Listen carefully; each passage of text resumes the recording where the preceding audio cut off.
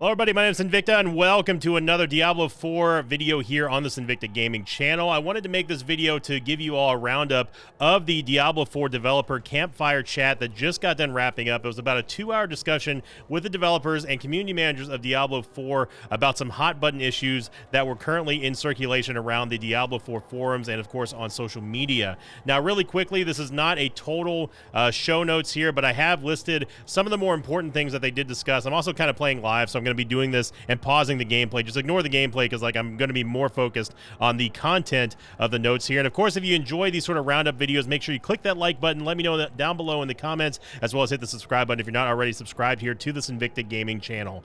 So first off, to lead off the show here, the developers did talk about a pretty big deal when it came to improving Nightmare dungeons for XP as well as for loot. Obviously, this has been a very hot button issue for a lot of people, given all the nerfs that we've been seeing on what they've been calling the normal dungeons or the overworld dungeons. And this was a big win for me, in my opinion. So what basically they're going to do is that before season 1, they're going to give an XP increase across the board for all Nightmare dungeons, including the ones that are more high level. So this is going to basically incentivize players to go towards the Nightmare dungeons or your primary source of leveling for those of you who are 90 plus or maybe even lower than that, and just trying to get yourself as much XP as possible and sort of funneling you towards those end game Nightmare dungeons rather than just doing what I'm doing right now in the background, which is farming normal dungeons over and over and over again. So to me, that was huge. But one of the problems and the questions that came up was obviously, well, when we talk about,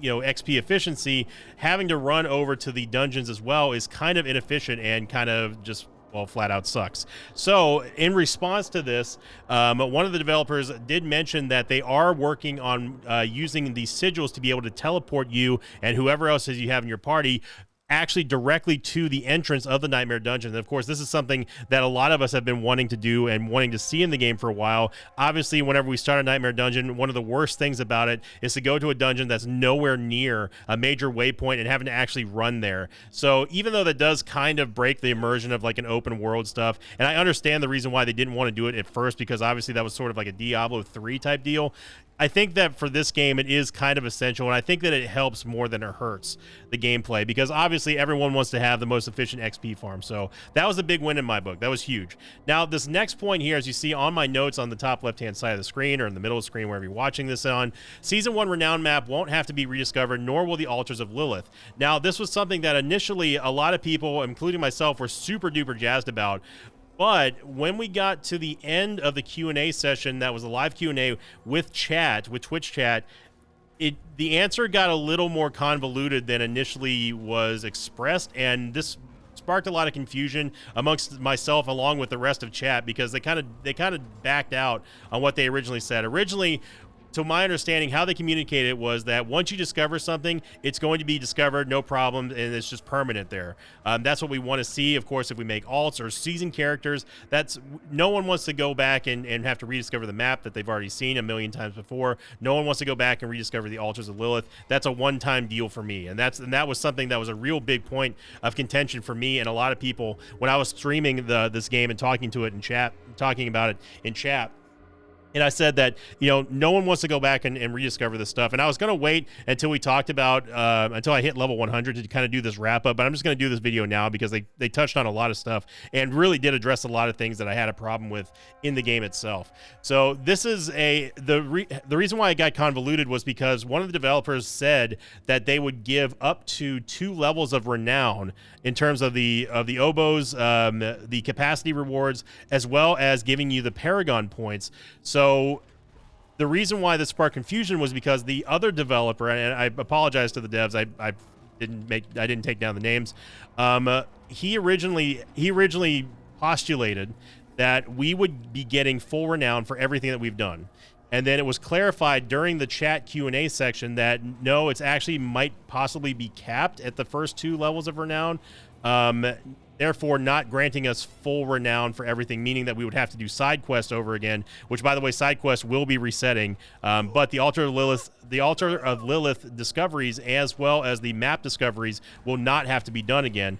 But the problem was that gives more than 2 pages of renown. So the question of will this be capped at 600 points, that was never clarified. So I don't know if that's a big W or not yet for the team. I hope that they clarify this later on. And if I did tweet at them earlier today as well, so that they give me an update, I'll post them in the comments as well. But for right now, it's a little bit of a question mark. However, what has been confirmed is that we do not have to go back and redo the Altars of Lilith and the map discovery. And that was a pretty big point of contention for me, as well as a lot of other Diablo 4 players who have already gone through all that stuff. And that was, I mean, that was one of the biggest things. So good on Blizzard for that, but we need some clarification on the cap. So another thing is that the Fog of War will not reset. So what that means is that for those of you who've already discovered the entire map, if you already have the 100% completion of the map, you will not have to do it again. But for those of you who do not have all the Fog of War revealed, the Fog of War is the hidden areas on the maps.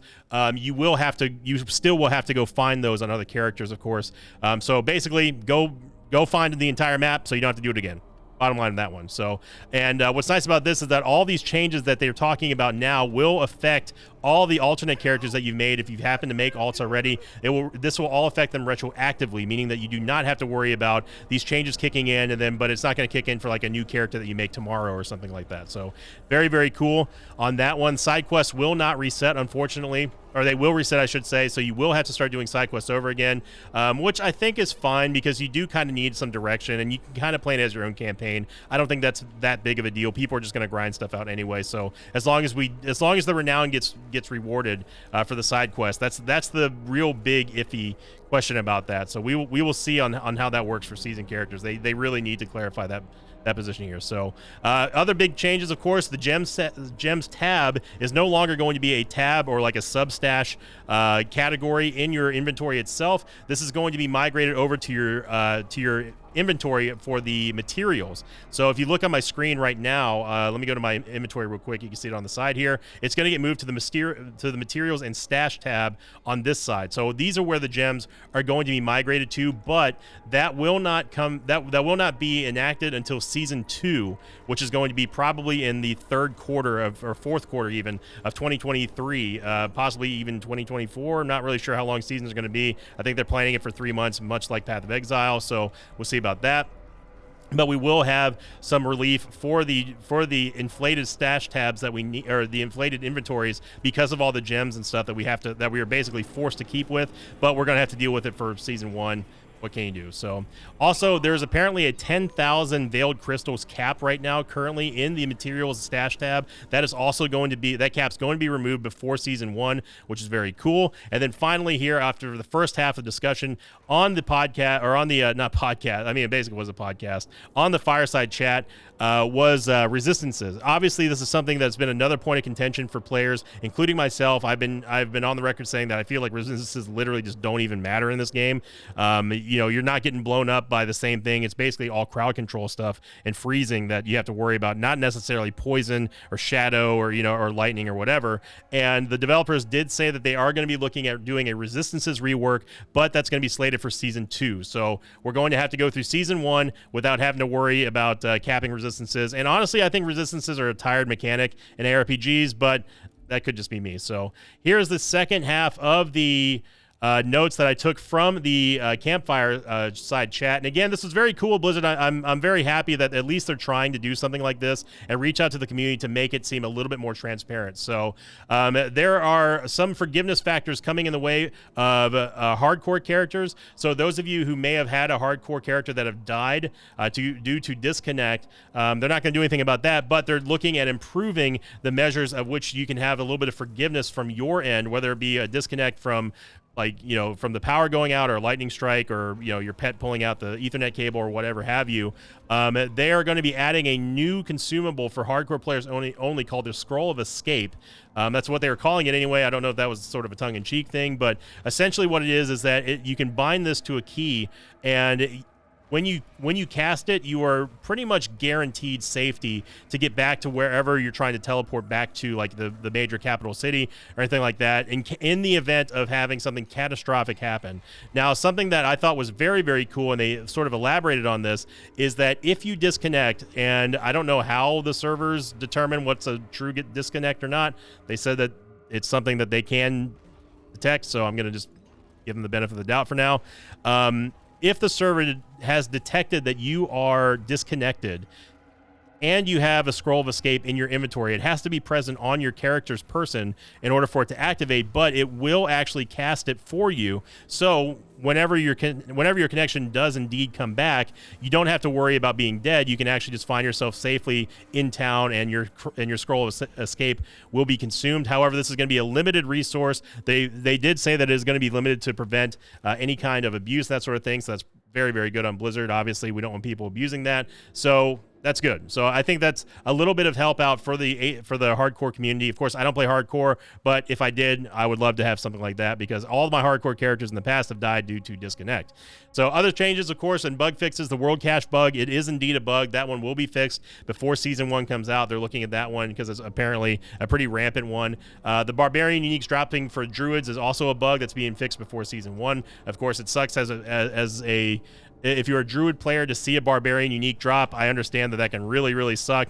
Yeah, so, and I would also be I'd be a little bit miffed if I had a Druid unique drop for me and I'm on my Barbarian. So definitely feel the hurt. I feel your pain on that one, Druids, but fear not, Blizzard's going to be fixing that before Season 1, so good on them for that. They're going to be adding more social features and looking into ways of implementing some group finder stuff. I don't know if they didn't really go into specifics of this, but talking about like group finders, like via World of Warcraft, where you can like queue up for dungeons and that sort of thing, and that coupled with the teleportation mechanic of the sigils for Nightmare Dungeons, that is going to improve a lot in terms of like building the community and you know, like dropping into like a looking for group channel, or just doing a group filled with randos. That's going to be very cool. So I really like that kind of stuff, because it definitely it makes the world feel a little bit more alive and a little bit more dynamic. And I think that people are really going to appreciate that. Now, of course, I don't group, but if I did, it would be cool to be able to find stuff like that just immediately. Just go into a group finder, queue up for a dungeon. Whoever has the highest Nightmare Sigil gets to use it, and then, you know, off you go for that. Server stability and fixes for PC players, those are still going to be worked on until and continue to be approved upon. Console players, it works a little bit different with certification and that sort of thing. But obviously, a lot of players have different PCs. That's a lot different than working with console hardware, so they are looking at improving server stability fixes for those PC players. And they also did clarify later on in the chat Q&A, monster XP will be improved via Nightmare Dungeons, however, not in the form of boosting monster density. So that was something that a lot of people in the chat were wanting to get clarity about just improving monster density, like giving us just more elites to kill. Now that they sort of have established this baseline of, okay, we don't want people killing this many elites, not in regular dungeons, we're going to save that for the Nightmare Dungeons. Well, they're not going to give us more elites to kill, which I do feel is a little bit of a drag, because obviously I would love to just kill more and more elites. I mean, just have screens full of elites. That would be a lot of fun. That's not what the developers want. So instead, what they can do is they can adjust the XP value for those elites in the Nightmare Dungeons themselves without having to actually increase the amount of mobs that are on the screen. So a little bit of a downside to that, because I think that everyone does just want to see just bodies just flying everywhere. That's something that Diablo 3 did very, very well. Path of Exile, of course, does a very good job with pack density as well. So it's disappointing that they would rather just improve the XP rather than give us that satisfaction of just mowing down legions and legions of demons. But so far, that's the design angle that they're sticking with, and we are forced to just basically deal with it.